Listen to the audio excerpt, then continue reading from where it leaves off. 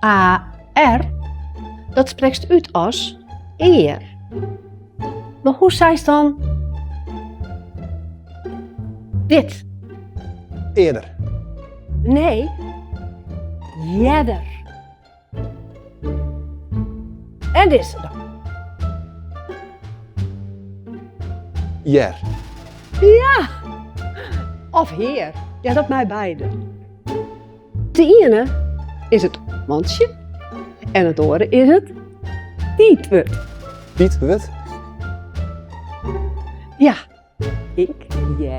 jij stel mij voor. Dus jest is hoort. Nee, jest, herfst. Wat? Snap jij er ook niks van? Volg dan een cursus Fries bij de AVOEK. Informatie en aanmelden cursus.avoek.nl. AVOEK, al haast 100 jaar, een vertrouwd Fries adres.